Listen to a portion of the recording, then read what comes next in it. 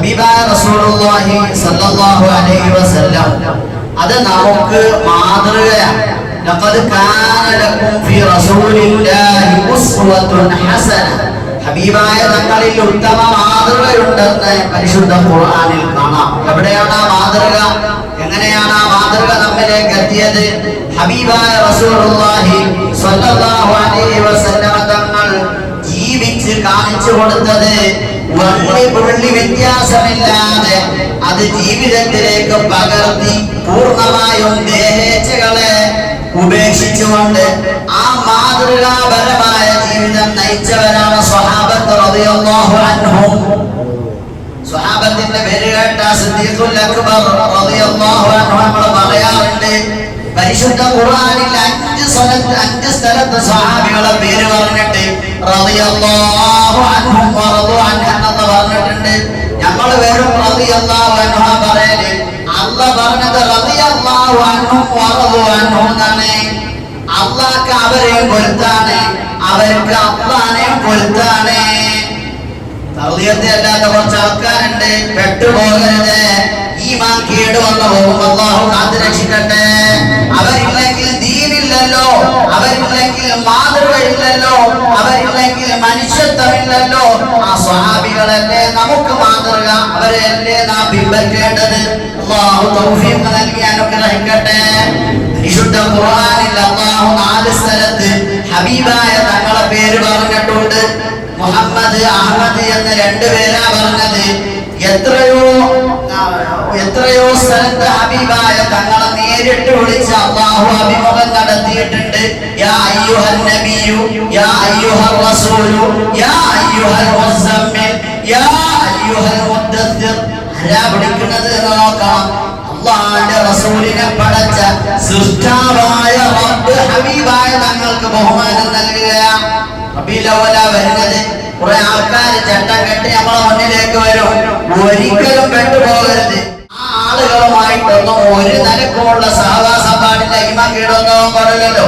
ഹബീബായ തങ്ങളോടുള്ള മഹബത്തല്ലേ നമ്മളെ ഈമാൻ. ഈമാൻണ്ടോ? ഈമാനില്ല. അതില്ലെങ്കിൽ ഈമാനില്ല. അതാ പറഞ്ഞ സൃഷ്ടാവായ റബ്ബ് ഹബീബായ തങ്ങൾക്ക് നൽകിയ സ്ഥാനം നോക്കണം. യാ മുഹമ്മദ് അല്ലാഹ് വിളിച്ചിട്ടില്ലെങ്കിൽ അതൊരു വലിയ ബഹുമാനമല്ലേ. നമ്മളെ മക്കളെ പേര് പറഞ്ഞ് നമ്മൾ വിളിക്കാറില്ലേ? അള്ളാന്റെ മകനല്ലല്ലോ, അള്ളാന്റെ അടിമയല്ലേ. എന്നിട്ട് പോലും അല്ലാഹു ഹബീബായ തങ്ങളെ ആ മുഹമ്മദ് എന്ന് വിളിച്ചില്ല. എന്റെ അള്ളാഹ് ചെറുതായി പോകുന്നു കരുതിയിട്ടാണോ? അല്ല, ഈ നബിക്കുള്ള സ്ഥാനം ചെറുതല്ലെന്ന് അറിയിക്കാൻ വേണ്ടിയിട്ടാണ്. നമ്മുടെ മനസ്സിലും ആ ബഹുമാനം വേണം. അതിനല്ലേ അല്ലാഹ് ഖുർആൻ നമുക്ക് തന്നത്. പരിശുദ്ധ റബീഉൽ അവ്വൽ വരികയാണ്. ഹബീബായ തങ്ങളോട് നന്നായി നാം മഹബത്ത് വെക്കണം. ഹബീബായ തങ്ങൾ അല്ലാഹു വമാ അർസൽനാക ഇല്ലാ റഹ്മത്തൻ ലിൽ ആലമീൻ. ലോകത്തിന്റെ അനുഗ്രഹമായിട്ടാണ് മുത്തുനബി അല്ലാഹ് അയച്ചത്. ആലം എന്ന് പറഞ്ഞാൽ അല്ലാഹ് അല്ലാത്ത സർവ്വതും അല്ലാഹുവിന്റെ റസൂൽ അതിന് റഹ്മത്താണ്. സൂറത്ത് തുടങ്ങുന്നത് സുബ്ഹാനല്ലദീ അസ്റാ ബിഅബ്ദിഹി ലൈലാ. ആ റബ്ബിന്റെ പരിശുദ്ധവാനാണ്. ഒരൊറ്റ രാവ് കൊണ്ട് മനുഷ്യനായ ഒരു അടിമയെ, ഒരു നബിയെ ആകാശം മുഴുവനും സഞ്ചരിപ്പിച്ച് ആകാശത്തിനപ്പുറം അർശും കുർസിയും കഴിഞ്ഞ് റബ്ബുമായി അഭിമുഖം നടത്തിയ റബ്ബിന്റെ പരിശുദ്ധവാനാ. ഹബീബായ തങ്ങൾ പോവുകയാണ്. അന്ന് രാത്രിയുള്ള ഒരു സന്തോഷത്തിലാണ്. ആകാശം സന്തോഷിച്ചു, ഭൂമി സന്തോഷിച്ചു, സർവജീവികളും സന്തോഷിച്ചു, എല്ലാ മലക്കുകളും സന്തോഷിച്ചു. ഓരോ ആകാശത്തിന്റെ കവാടങ്ങൾ മുട്ടിയപ്പോ അവിടുന്ന് പറയപ്പെട്ടത് മർഹബാ മർഹബാ. എല്ലാ ആകാശത്തിൽ നിന്നും പറഞ്ഞു മർഹബാ, വരി നബിയേ മർഹബാ എന്ന് പറഞ്ഞു സ്വീകരിച്ചു. എല്ലാ ആകാശങ്ങളിലും ബഹുമാനപ്പെട്ട ജിബ്രീൽ അലൈഹിസ്സലാത്തു വസ്സലാം കൂടെയുണ്ട്. നബി സല്ലല്ലാഹു അലൈഹി വസല്ലം തങ്ങൾ ആ യാത്രയിൽ പല അത്ഭുതങ്ങളും കണ്ടു. പലതും നബി കണ്ടു. കൂട്ടത്തിൽ ആരുണ്ട്? ജിബ്രീൽ അലൈഹിസ്സലാത്തു വസ്സലാം കൂടെയുണ്ട്. പലതും പറഞ്ഞു കൊടുക്കുന്നുണ്ട്. നബി സല്ലല്ലാഹു അലൈഹി വസല്ലം തങ്ങൾക്ക് മാത്രമല്ല എല്ലാ നബിമാർക്കും അല്ലാഹുവിന്റെ സന്ദേശം എത്തിച്ചു കൊടുക്കുന്ന ഒരു മലക്കാണല്ലോ മുഖറബുൽ അംലാഖ് എന്ന് നമ്മൾ വിശേഷിപ്പിക്കും. അല്ലാഹുവുമായി ഏറ്റവും അടുപ്പമുള്ള മലക്കുകളിൽ വെച്ച് ഏറ്റവും അടുപ്പമുള്ള മലക്ക് എന്നാണ് മുഖറബുൽ അംലാഖ് എന്ന് പറഞ്ഞാൽ അത് ജിബ്രീൽ അലൈഹിസ്സലാത്തു വസ്സലാമാണ്. ജിബ്രീൽ അലൈഹിസ്സലാം ആദം നബി മുതൽ 1,29,999 പ്രവാചകന്മാരെ കണ്ടതിന് ശേഷമാണ് ആരെ കാണുന്നത്? ഹബീബായ നമ്മളെ കാണുന്നത്. ഒരു മനുഷ്യനായി കാണുന്നത് അങ്ങനെയാണ്. അതിന്റെ മുമ്പ് ആരൊക്കെ കണ്ടു? സ്വർഗത്തിൽ പോയ ഇബ്ലീസ് നബിയെ കണ്ടു, ആകാശത്തിലേക്ക് ഉയർത്തപ്പെട്ട ഈസാ നബിയെ കണ്ടു, അങ്ങനെ പലരെയും കണ്ടു. ആ ജിബ്രീൽ അലൈഹിസ്സലാത്തു വസ്സലാം ഹബീബായ തങ്ങൾക്ക് അല്ലാഹു നൽകിയ ബഹുമാനം കണ്ടിട്ട് അവിടുന്ന് പറഞ്ഞു പോയി, പടുക്കെ റൂഹുൽ അമീൻ സൂറയെ വദ്ദുഹ സൂറത്തെ മുസ്തഫ ദേഖ്തേ രഹേ. ഹബീബായ തങ്ങളെ മുഖം കണ്ടിട്ട് ഹബീബായ തങ്ങളെ മുഖത്തിലുള്ള പ്രഭ കാണാൻ പോകുന്ന സൃഷ്ടാവിനെ കാണാൻ പോകുന്ന ആ മുഖത്തിലുള്ള പ്രഭ കണ്ടിട്ട് ജിബ്രീൽ ഇങ്ങനെ അന്താളിച്ച് നിന്നുപോയി. ആ മുഖത്തേക്ക് നോക്കിയിട്ട് സൂറത്തെ മുസ്തഫ ഹബീബായ തങ്ങളെ മുഖത്തേക്ക് നോക്കിയിട്ട് ജിബ്രീൽ അലൈഹിസ്സലാം പോലും വളരെ സന്തോഷത്തോടുകൂടെ ഇതേത് വലിയ ബഹുമാനമാണെന്ന നിലക്ക് ജിബ്രീൽ അലൈഹിസ്സലാം അങ്ങനെ നിന്നുപോയി. എന്നിട്ട് ജിബ്രീൽ അലൈഹിസ്സലാം പറഞ്ഞു, ഇവിടെ അങ്ങോട്ട് മലക്കുകളാകുന്ന ഒരാൾക്കും പ്രവേശനമില്ല, ഉണ്ടെങ്കിൽ എനിക്കുണ്ടാവണം, എനിക്ക് പോലുമില്ല. നിങ്ങൾ മുഖദ്ദസായ റബ്ബിന്റെ സാന്നിധ്യത്തിലേക്ക് നടന്നു പോവുക നബിയെ എന്ന് പറഞ്ഞിട്ട് ജിബ്രീൽ അലൈഹിസ്സലാം അവിടെ നിന്നു. അല്ലാഹു കൊടുത്ത ബഹുമാനല്ലേ.